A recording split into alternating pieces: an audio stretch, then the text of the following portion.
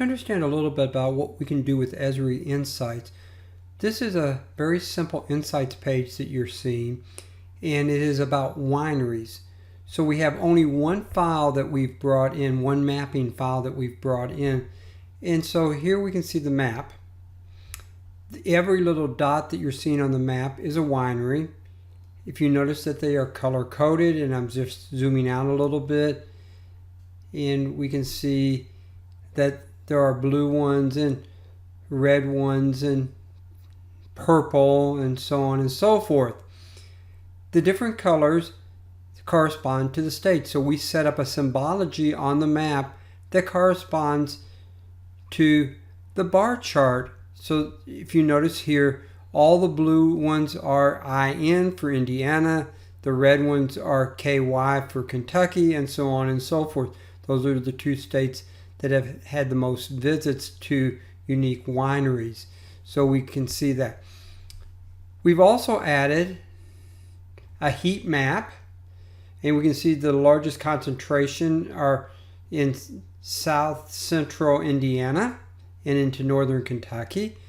We have this area along Lake Erie and an area in New York that have fairly high concentrations.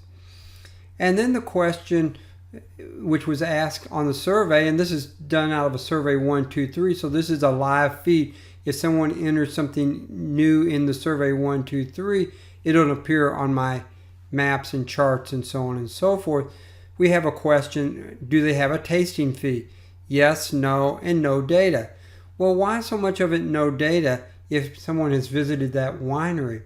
The reason was this question was added to our survey after the main survey was composed, and so all those wineries visited under the main survey before we added this question is going to show up with no data unless someone has gone in and corrected the data. So let me scroll back up here. So these charts and maps are interactive. So let me click on the Kentucky bar. If you look over in the map, you can barely see all the other dots, and they highlight as I scroll across them, but we see still at the same intensity of color the ones that are in Kentucky. The Kentucky bar has been selected, so the map changed.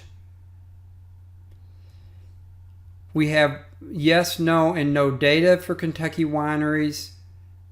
And we can see now that the heat map has changed, showing us that the major concentration is in Kentucky, because we're seeing the other colors very faded out, but showing the main color where it's located.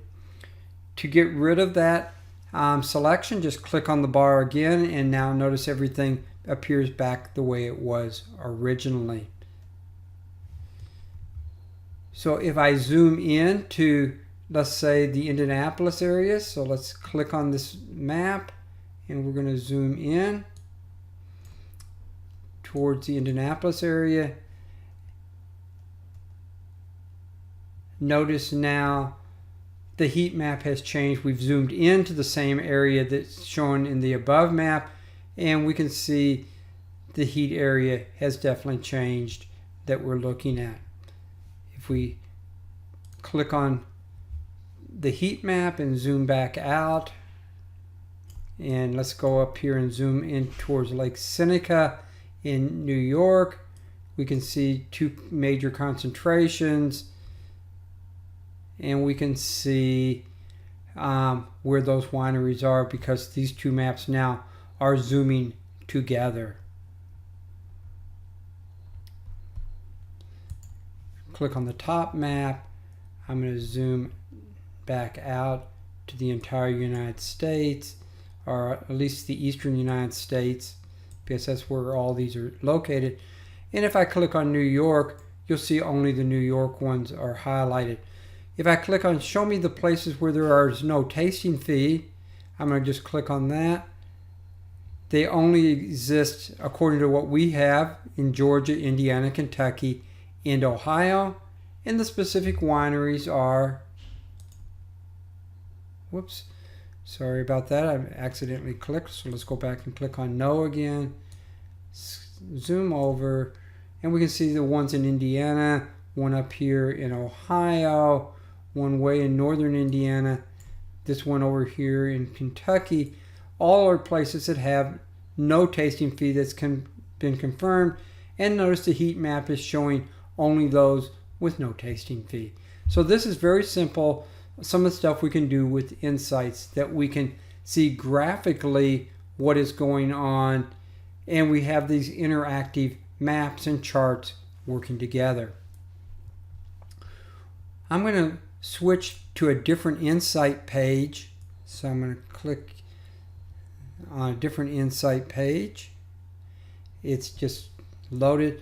And in this case, we have historical markers, the wineries that we just looked at, different colors, but the same file. And we have covered bridges and mills, two files that were brought in together on their own map. We can resize these maps, of course, and so on and so forth, but we've tied all these maps together. So, for example, if I visit a winery in southeastern Indiana, so something like that, we can also look at where are the historical markers at, and also where are covered bridges. There's 3 covered bridges showing up there, and there's several covered bridges showing up here. Only 1 mill there and a couple mills here that are getting into my legend. We can turn off my legend. There we can see some more covered bridges. And these zooms are interactive. So when I zoom on one map, then the zoom occurs on all the maps. So we've added a new type of data here. This is the total number of historical markers on the entire map. Number of wineries, number of mills, and covered bridges are all showing up here. We've classified the historical markers with 1, 2, 3, and 4. And like number 3 is places. So if I click on that, we see only the places showing up there.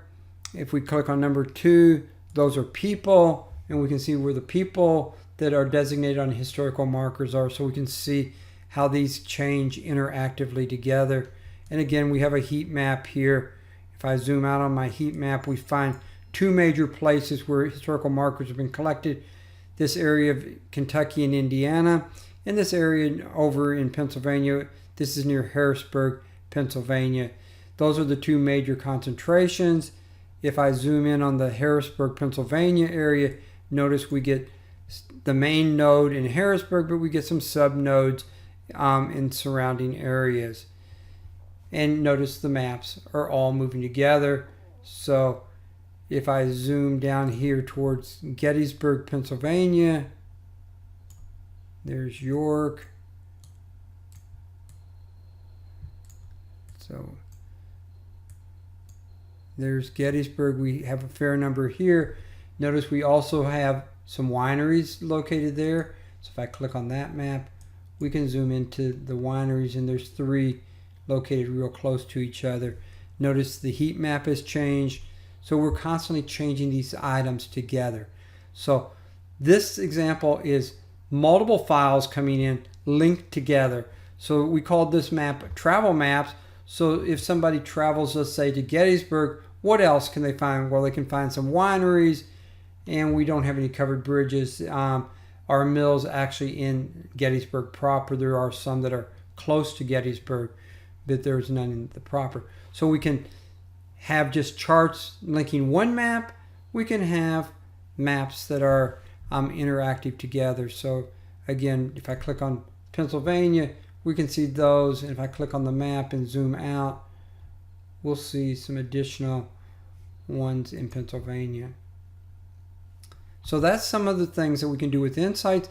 Now, how to construct this will be what we'll do in the next sections.